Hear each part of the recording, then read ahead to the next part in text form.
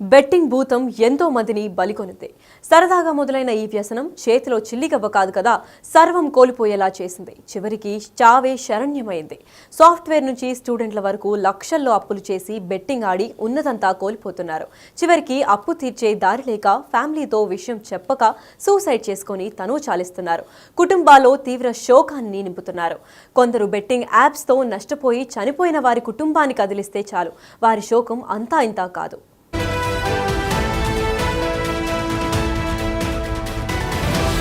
వరంగల్ జిల్లా ధర్మసాగర్ మండలంలో మలక్పల్లి గ్రామంలో రామకృష్ణారెడ్డి బెట్టింగ్ యాప్స్తో దాదాపు 14 లక్షలు కోల్పోయాడు. అంతకుముందు వివిధ పనులు చేస్తూ జీవనోపాధి పొందాడు.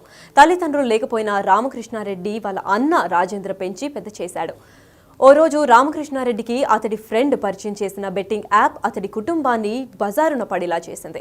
ఇల్లుతో సహా అమ్మి అప్పులు కట్టాల్సి వచ్చింది. తల్లిదండ్రులు లేకున్నా తాను కష్టపడి పెంచానని, బెట్టింగ్ భూతం వల్ల తామందరం బజారున పడ్డామని రామకృష్ణారెడ్డి అన్న రాజేందర్ విలపించిన తీరు కలిచివేస్తోంది. బెట్టింగ్ భూతం ఎన్నో కుటుంబాలను రోడ్డున పడేస్తోంది. సోషల్ మీడియా ప్రమోషన్లు, ఫ్రెండ్స్ ద్వారా పరిచయమైన బెట్టింగ్ ఆన్లైన్ ద్వారా ఆటలాడి లక్షలు పోగొట్టుకుని తనువు చాలిస్తున్న వారి సంఖ్య రోజు రోజుకు పెరిగిపోతుంది.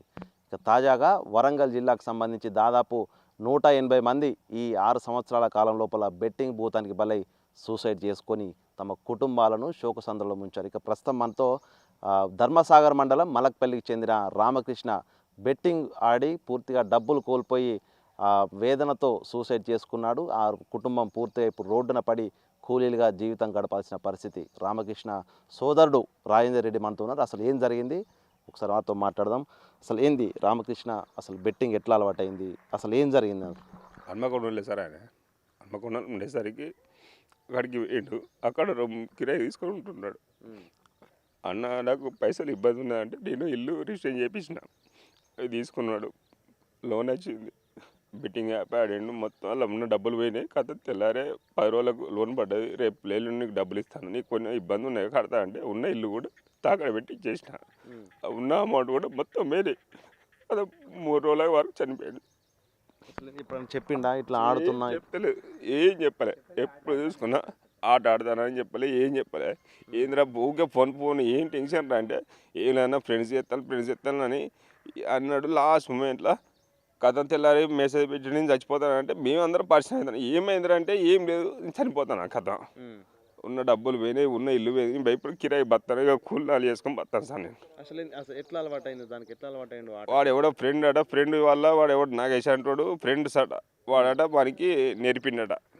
నేర్పి పండుకున్నని దానికి క్లోజ్ చేసిండట. నేను ఇది పోయిందన్న అది పోయిందని అన్నాక వద్దు అంటే తీసుకుపోయి వాడిని అలా నేర్పించిండట. ఉన్న డబ్బులు పోయినాయి, వాడి సొంత పైసలు పోయినాయి, ఇవి పోయినాయి, అన్ని పోయినాయి. కథ వాడు చనిపోయింది. ఇక అసలు ఏం పని చేసి రామకృష్ణ? లెన్స్ కార్లో మన లెన్స్ కార్లో వేసి కళ్ళద్దాలు అంటే 15-20 వేలు సంపాదించి అంతకుముందు ఒక 7-8 లక్షలు సంపాదించుకున్నాడు సొంతంగా. మంచిగా నన్ను తీసుకుపోయి మన జీవితం ఖరాబ్ చేసి నాశనం అయిపోయాడు. ఉన్నది వాడిపోను, ఉన్న ఇల్లు కూడా పోయింది. అలాంటి అసలు ఎంత పోగొట్టుకున్నాడు? మొత్తం ఒక 15 లక్షలు కూడా కొట్టిండు. 15 లక్షలు మొత్తం పోయినాయి. ఉన్న వాడు పోయిండు, ఇల్లు పోయింది. సరే వాడు నువ్వు ఉండరా, ఏం కాకుండా ఉన్నా కూడా నేను సరే కష్టం అనిష్ట చేసి కడదామంటే అది కూడా పోయింది మొత్తానికి. ఇప్పుడు అంటే మీ సొంతంగా ఉన్న ఇల్లు బెట్టింగ్ డబ్బులు కట్టడానికి వెళ్ళిపోయింది. అసలు ఏంది మరి ఇప్పుడు ఎట్లా జీవితం గడుపుతున్నా? ఏమన్నా కూలీలు చేసుకుంటాను, ఇట్లా కూలి పోతే బతుకు లేకుంటే ఏం లేదు మాకు. ఏం వేరేది కూడా ఊళ్ళో కూడా అందరికీ తెలిసిన విషయం ఇది.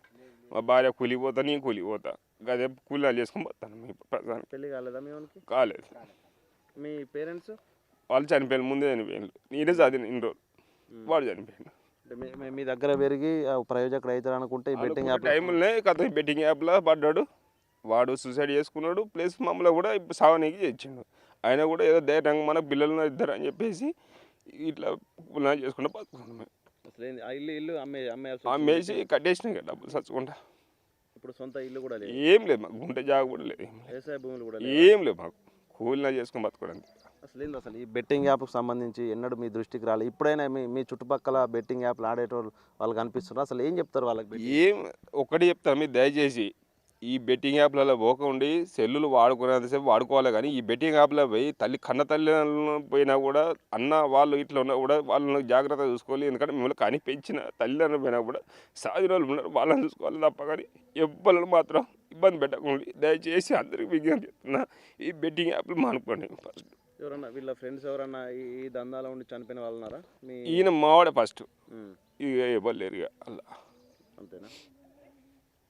చూసాము, ఇది రామకృష్ణ బెట్టింగ్ యాప్కు భూతానికి బలై ప్రస్తుతం ఆ కుటుంబాన్ని తను చిన్నప్పటి నుంచి కూడా తల్లిదండ్రి లేకున్నా అల్లారు ముద్దుగా పెంచి ప్రయోజవుతాడు అదైతే అనుకొని కుటుంబాన్ని సాగుతాడు అనుకుంటే పూర్తిగా అప్పుల్లో కూరుకుపోయి బెట్టింగ్ యాప్ కారణంగా కూడా సూసైడ్ చేసుకోవడమే కాదు, తన అన్న కష్టార్జితమైనటువంటి ఇల్లును కూడా అమ్ముకోవాల్సిన పరిస్థితి. ఇప్పుడు అప్పులు తీర్చడానికే ఇల్లు అమ్ముకొని రోడ్డున పడ్డ పరిస్థితి. ఇద్దరు కూడా ఇప్పుడు కూలీ నాలు చేసుకుంటూ బతుకెళ్ళడి తీస్తూ కూడా బ్రతుకుపై కూడా పూర్తిగా ఎలా బతకాలంటూ కూడా అగమ్య గోచర పరిస్థితి. అంటే మొత్తంగా బెట్టింగ్ భూతము ఏ విధంగా కుటుంబాలను ఆగం చేస్తుందనేది రామకృష్ణ సూసైడ్ అనేది ఒక ఉదాహరణ. అయితే బెట్టింగ్ భూతానికి బలై సూసైడ్ చేసుకునే వ్యక్తులు పక్కన ఉంచితే వాళ్ళ కుటుంబాలు ఎంత చిత్రవద అనుభవిస్తున్నాయో మనం రాజేందరే ఒక ప్రత్యేక ఉదాహరణ అని చెప్పుకోవచ్చు.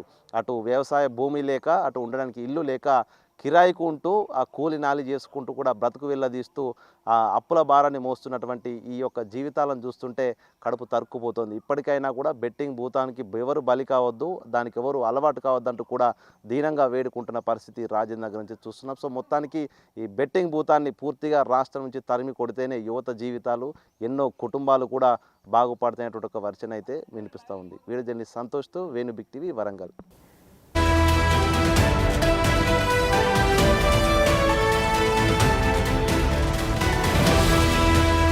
సంగారెడ్డి జిల్లాకు చెందిన సాఫ్ట్వేర్ ఇంజనీర్ అరవింద్ బెట్టింగ్ యాప్కు బలయ్యాడు. లక్ష పెడితే 2 లక్షలు వస్తాయని సైబర్ నేరగాలు నమ్మించారు. సైబర్ నేరగాల ఉచ్చులో చిక్కుకుని మొదట 1,00,000 పెట్టాడు. అప్పుడు 2 లక్షలు వచ్చేసరికి ఆ మొత్తాన్ని పెంచాడు అరవింద్.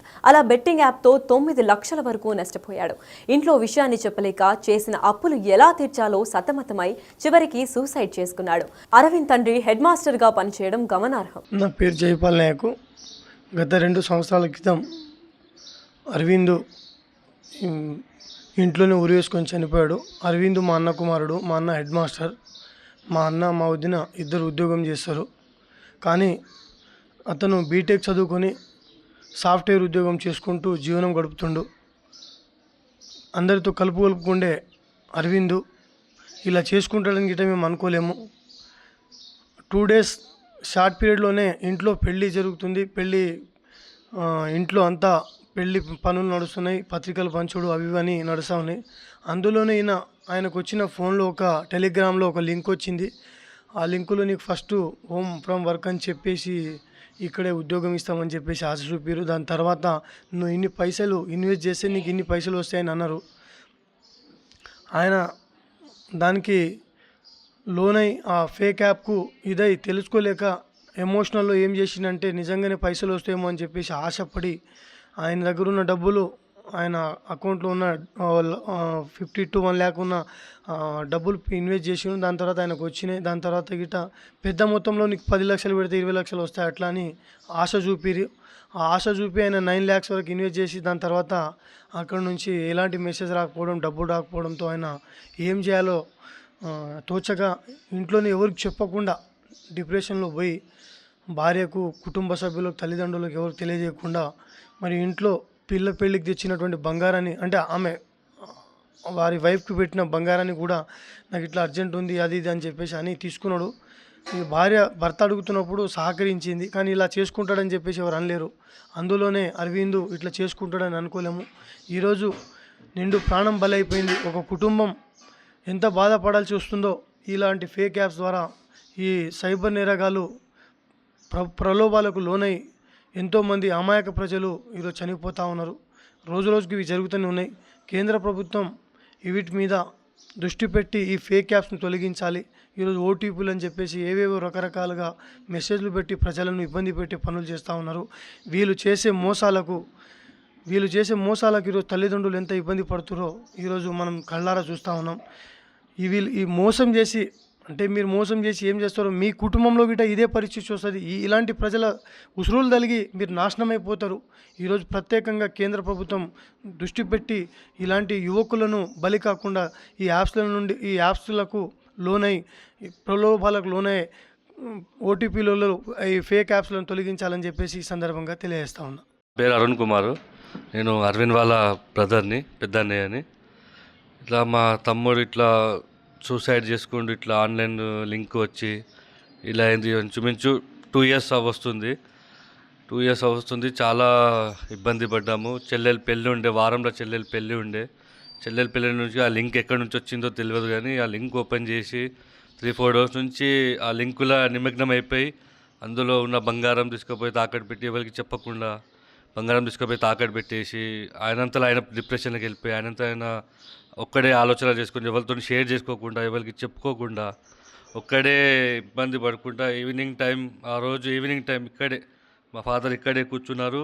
నేను కార్డ్స్ పంచుదామని చెప్పి బయటికి ఇట్లా వెళ్తున్నాను. అప్పుడే అతను అక్కడ నుంచి వచ్చాడు. మా మదర్ కింద ఉండే, కింద అంతా సామాన్లు చదువుతుండే. వాళ్ళు అప్పుడే 3 months అవుతుంది అతనికి పెళ్ళి. 3 monthsలోనే వాళ్ళు కింద ఉంటున్నారు. పెద్ద అయినా పైన ఉండాలని కింద ఉండాలని చెప్పి ఆయన కింద ఉంటున్నాడు. మా మదరు, మా భార్య వాళ్ళంతా కింద సామాన్ చదువుతుంటే అప్పుడే వచ్చాడు. వచ్చి కడపగా నిలబడి మా మదర్ని ఒక 2-3 minutes అట్లా చూస్తుండిపోయాడు అన్నమాట. అలా ఎందుకు చూస్తాడు, ఆమె కూడా అబ్జర్వ్ చేయలే, మా భార్య కూడా చేయలే. వచ్చాడు కదా ఇక పడుకుంటాడేమో అని చెప్పి బెడ్రూమ్లో కూడా వాళ్ళు జరిగి ఆయన లోపలికి వెళ్ళిపోయాడు. లోపలికి వెళ్ళిపోయి వీళ్ళు దానికి డిస్టర్బ్ అవుతుంది అని చెప్పి వీళ్ళు ఏం చేశారు, పైకి వచ్చేసారు. పైకి వచ్చే టైం చూసుకున్నాం, అదే ఇదేమో డోర్ వేసుకొని లెటర్ రాసి ఏం చేసుకున్నారు అంటే వాళ్ళ భార్యకి కానిస్టేబుల్ కోచింగ్ పంపిస్తుండే, ఎస్ఐ కోచింగ్. అంటే ఆమె ప్రీమియర్స్ క్లియర్ అయిన ఉండే, ఆమెకు చదివించుకుంటా కోచింగ్ పంపించుకుంటా అంటే పోలేడు. ఆమె ఎన్నిసార్లు ఫోన్ చేసినా లిఫ్ట్ చేయాలంటే ఆమె అంతా ఆమె వచ్చేసింది. మా ఫాదర్ ఏం చేశారంటే ఇక పెద్దోడు అటు వెళ్ళిపోయాడు, వీడు ఇటు వచ్చి పడుకుండొచ్చు కదా, నేను పోయి కిరాణం తీసుకొద్దాం. మా ఫాదర్ అప్పుడే కిరాణం తీసుకొచ్చాడు అనమాట, పెళ్లి సామాన్ కిరాణం. ఆమె అప్పుడే వచ్చి డోర్ కొడుతుంది, ఎంత కొట్టినా తీయట్లేదు అని చెప్పంటే మా ఫాదర్ వచ్చేసరికి డోర్ తీయట్లేదు మా అమ్మాయి అని చెప్పనేసరికి మా ఫాదర్ పోయి కొట్టారు, తీయట్లేదు. ఫోన్ చేస్తే రింగ్ అవుతుంది కానీ లిఫ్ట్ చేయట్లేదు. ఇలా అని చెప్పి పైన ఈ బాబు మా బాబు అందరూ వచ్చి డోర్ కొడితే ఇలా ఇన్సిడెంట్ ఇట్లా ఇబ్బంది చాలా ఇది అందరూ ఏడ్చుకుంటారు. ఇది ఇబ్బంది చాలా అయిపోయి 10 వారంలో పెళ్ళి ఉండే, క్యాన్సిల్ అయిపోతుంది అది అనుకున్నాం. కానీ వాళ్ళు పెద్ద మనసు చేసుకొని అవతల వాళ్ళు కూడా పెద్ద మనసు చేసుకొని అర్థం చేసుకొని ఇబ్బంది కావద్దని చెప్పి వాళ్ళు పెళ్ళి చేసుకోవడం జరిగింది మినిమం నుంచి. కానీ ఇట్లాంటి బాధ, ఇట్లాంటి ఇబ్బంది ఏ తల్లిదండ్రులకు రావద్దు. చాలా బాధ అనుభవించినాం. ఎందుకంటే ఇట్లాంటి ఇబ్బంది ఏ పేరెంట్స్కి చాలా నరకం చూసిరన్నమాట. పెళ్ళి ఇటు చెల్లెలు పెళ్ళి, కూతురు పెళ్ళి కాళ్ళు గడగలేకపోయారు, ఇటు కొడుకు ఇది చాలా ఇబ్బంది పడ్డారు. డబ్బుల విషయంలో కూడా చాలా ఇబ్బంది, చాలా అప్పుల పాలైపోయినాం, చాలా లాస్ అయిపోయినాం, చాలా ఇబ్బంది. ఇలాంటి దుర్ఘటన ఏ బిడ్డకి రావద్దు, ఏ తల్లిదండ్రులకు రావద్దు. ఇట్లాంటి యాప్స్, లింక్స్ ఏమున్నా గవర్నమెంట్ ఒక్కసారి దృష్టి పెట్టి ఇవన్నీ ఆ లింక్స్ అన్నీ అన్అఫిషియల్ లింక్స్ అన్నీ బ్యాన్ చేసేసేయాలి. ఎందుకంటే యువకులు చిన్న బీటెక్ చదువుకొని జాబుల కోసం దానికోసం జాబులు లేక డిప్రెషన్లోకి పోయి ఇట్లాంటి లింకులు వచ్చేసరికి వాటి వల్లే మన బెనిఫిట్ అవుతామో, ఫ్యామిలీకి మన హెల్ప్ అవుతామేమో, మనకు కూడా సొసైటీలో 2 రూపాయలు వస్తే మనం కూడా తిరుగుతామేమో అనే ఆలోచనలో ఆ లింకులు ఓపెన్ చేసి అందులో నిమగ్నమై ఇంత డబ్బు పెడితే ఇంత అమౌంట్ వస్తాయి, ఇంత పెడితే అని చెప్పి పిల్లలు ఎవరికి చెప్పకుండా బంగారం పెట్టేసి డబ్బంతా పాడు చేసి తర్వాత మోసపోయామని తెలిసి ఇట్లా సూసైడ్ చేసుకొని వాళ్ళు అయిపోయి హ్యాపీగా ఉన్న వాళ్ళ వెనక ఉన్న వాళ్ళ పేరెంట్స్కి, వాళ్ళ ఫ్యామిలీకి ఎంత నరకం, ఎంత బాధ అనేది అనుభవించిన వాళ్ళకి తెలుస్తుంది. అట్లాంటి బాధ యువకులు కూడా పెట్టొద్దు. అయితే 10 లక్షలు, 12 లక్షలు, 20 లక్షలు తల్లిదండ్రులకు చెప్పండి, అన్నదమ్ములకు చెప్పుకోండి, ఫ్రెండ్స్కి చెప్పుకోండి. మీ బాధ ఒక నలుగురికి షేర్ చేసుకుంటేనే వాళ్ళు ఏదో ఒక సాయం దొరుకుతుంది మనకి. ఈ 90 daysలో 20 లక్షలు కూడా ఒక మ్యాటర్ కాదు. ఒక ఎకరమతమో ఒక అర్ధ ఎకరమతమో ఉన్నాయి, రేట్లు ఉన్నాయి, భూములు అమ్ముకోవచ్చు, మళ్ళీ బతుకోవచ్చు. మన ఫ్యామిలీ కోసము, మన ఉన్నోళ్ళ కోసం బతకాలి, మంచిగా చేసుకోవాలి, అందరూ బాగుండాలి అని చెప్పి గవర్నమెంట్ కూడా దీని మీద దృష్టి, స్పెషల్గా గవర్నమెంట్ దీని మీద జాగ్రత్త. ఎందుకంటే మెయిన్ యువకులే, మన ఫ్యూచర్ యువకులే. కాబట్టి యువకులే ఇట్లాంటి యాప్లలో పోయి ఇట్లాంటి ఉద్యోగాల కల్పన లేక, ఉద్యోగ అవకాశాలు లేక, ఇట్లాంటి లింకులకు తొందరగా డబ్బులు వస్తాయని చెప్పి ఆశపడి యువకులు, బీటెక్ చేసే యువకులు, ఇంటర్ వాళ్ళు చాలా పాడవుతుంది. గవర్నమెంట్ కూడా దీని మీద చర్చ చేసుకొని ఏదైనా ఉద్యోగ అవకాశాలు ఏమన్నా హెల్ప్ చేయాలని కోరుకుంటున్నాను.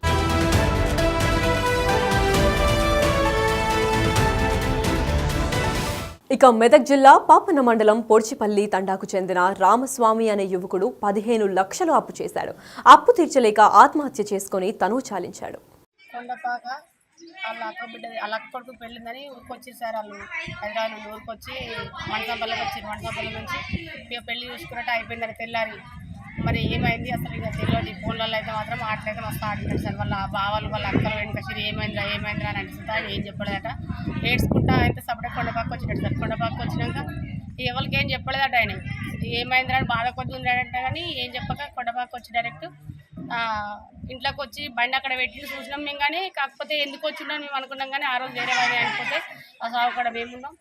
ఏంది అంశం మీకు ఒక్కడు వచ్చినంత పిల్లలు ఏంటంటే ఆయన అక్కలు ఇంటికి ఉన్నారని చెప్పిండట వాళ్ళ దోస్తులకు. కథ ఇంట్లోకి వచ్చిండు ఆయన అది చేసుకునే దాకా మాకు తెలుస్తాను. ఇక ఏమైంది ఏం కథ అంటే ఆటో కోసమే చచ్చిపోయింది సార్. వెనకసిరి మళ్ళీ మేము ఫోన్లలో చూసినాం. ఫోన్లు బెట్టింగ్ కట్టిండు. ఫోన్లు ఆ బెట్టింగ్ కట్టిన సార్ ఫోన్లు చేసిరు. ఫోన్లు చేస్తే ఫోన్లలో ఏమైందంటే ఇట్లా డబ్బులు ఇవ్వాలి మాకు అని చెప్పిండు. వాళ్ళు బేరిచ్చేవారు కంటే ఆయనకు ఏం చెప్పలేకుండా ఆయన అది కొండపాక. అయితే రామస్వామి వాళ్ళ అక్క కొడుకు పెళ్లి పోయిండు. పెళ్లి పోతే అలా అక్క బిడ్డ పెళ్లి పోయింది. పెళ్లి పోతే పెళ్లి కాడ ఉండి చేసి అమ్మను నాన్నను వాళ్ళని అక్కడనే ముంచి చేసి మంచిగా అందరితో కలిసిమెలిసి ఉన్నాడు చేసిండు. ఏమైందని ఆయన కొండపక్క వచ్చిండు. కొండపక్క వస్తే పిల్లలు ఇక్కడ ఆడుకుంటుంటే అడిగితే సంజయ్ అని అంటే ఆడనే ఉన్నాడని పెళ్లికాడ కొడుకును బిడ్డను అందరినీ వాళ్ళ అమ్మ నాన్న వదిలిపెట్టి వచ్చిండు. భార్యను గిట్లా వచ్చి చేసి ఎవరో చెప్పక ఆయన బిట్టింగ్ కట్టి అప్పులు అయినాయి అని బిట్టింగ్ కట్టి 50 లక్షలు బిట్టింగ్ ఆట ఆడి బిట్టింగ్ కట్టి 50 లక్షలు అయినాయి అని ఆయన 50 లక్షలకు ఆయన ఎవరికి చనిపోయినాక దోస్తు వాళ్ళు మాకు తెలుసుకుంటే బిట్టింగ్ కట్టిండు. బిట్టింగ్ వల్ల చనిపోయింది అని చేసింది. ఆయన వచ్చే వరకు ఇంట్లో దర్వా పెట్టుకుని రామస్వామి అని పిలిచే వరకు చూసే వరకు ఆయన దులానికి పడి ఉన్నాడు. చేయగానే వాళ్ళు అమ్మ నాన్న బంధువులంతా అక్క బావలంతా అందరూ వచ్చి చూసే వరకు ఎప్పుడో చనిపోయింది. దేనికోసం అని అంటే బిట్టింగ్ కట్టిండు. బిట్టింగ్లో గెలవలే ఆయన పరిస్థితి ఏందని ఆయన ఊరేసుకుని చనిపోయింది. నాది కొండపాక అండి. 2 పిల్లలు నా కొడుకు హైదరాబాద్ పని చేసిండు. ఆయన దగ్గరికి వచ్చి హైదరాబాద్ పని చేసి నా పెద్ద బిడ్డ కొడుకుల గురించి వచ్చినాం. అడికలు వచ్చి నా గురించి తెల్లాలి అడికి వచ్చి ఇట్లా చేసుకుంటాం. ఆట ఆడింది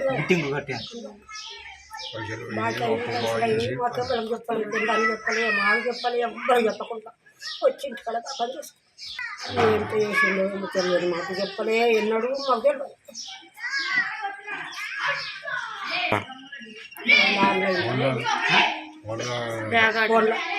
ఆన్లైన్ మాకు తెలియదు, ఆట తెలియదు.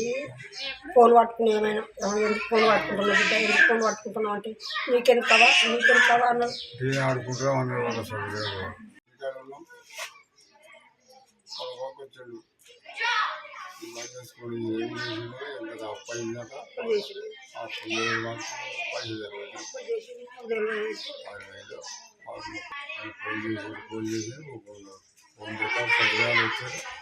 అన్ని సరి చేసారు. సరిపోయింది ఇట్లా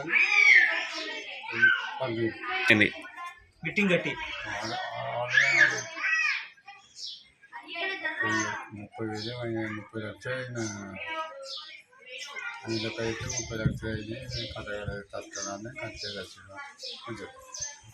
ఇలా ఈజీ మనీ కోసం రామకృష్ణారెడ్డి, సాఫ్ట్వేర్ ఇంజనీర్ అరవింద్, రామకృష్ణ స్వామితో పాటు మరెందరో ఆత్మహత్య చేసుకుని తనువు చాలించారు. ఎన్నో కుటుంబాలు రోడ్డున పడ్డాయి.